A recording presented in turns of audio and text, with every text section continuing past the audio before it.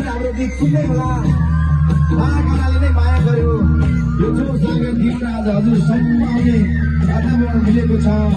हजुरको मायाले गर्दा मेरो सम्भव भएको छ Thank you.